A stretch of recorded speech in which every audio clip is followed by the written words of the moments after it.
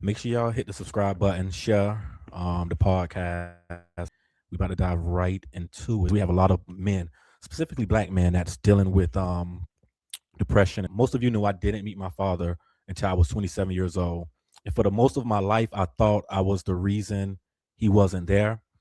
I went from a kid from Deerfield, Miami Beach, Florida, carrying anger, numbness to college athlete, CEO, mental health advocate, helping black men heal every day. I've studied addiction. I've helped thousands of families understand it. So when I talk about overcoming depression as a black man, I'm speaking from experience, not theory. And in this video, I'm going to show you the exact mindset shifts and tools and truths about what helped me climb out of that depression. So you can probably start doing it today. First thing I'm going to talk about is you may need to change your environment, right? A toxic or survival-based environment really keeps your nervous system in that fight or flight response. You can't heal in the same place that hurt you. And I think that's why I left Florida, right, and moved to Massachusetts. New expectations. College football gave me structure, and not only structure, it gave me discipline and time away from the pain.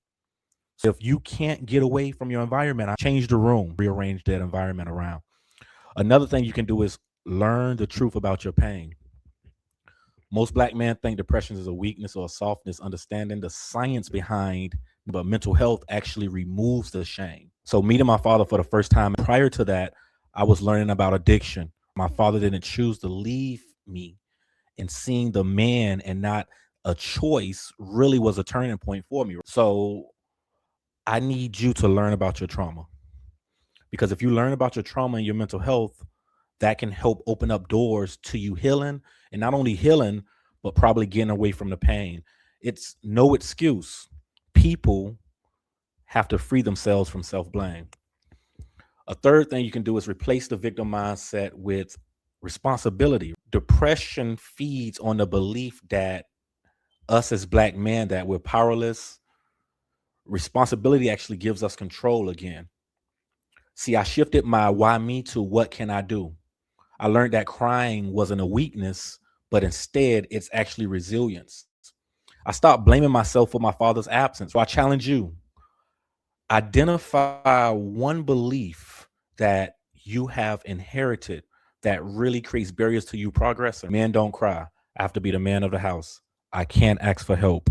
And I need you to replace those with a more healthier truth. Something else that helped me was I built a community of strong black men. We need strong black men around us, because isolation is where depression grows, and community is where healing happens. Growing up in Deerfield, Miami Beach, Florida taught me survival, but it also taught me the power of community.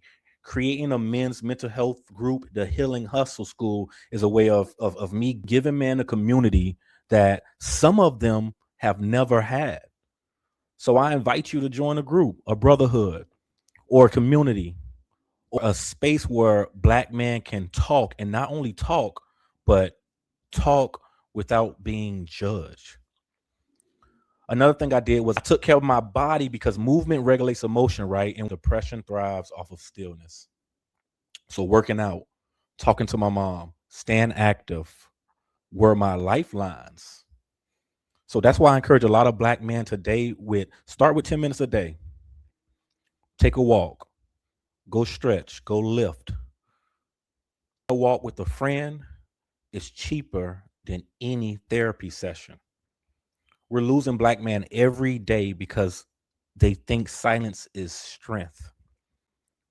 And they think that reaching out for help is a sign for weakness, when reaching out for help is actually a sign of an intelligence, a sign that you're trying to overcome your depression. And you're trying to get yourself out of that victim mindset that we sometimes put ourselves in.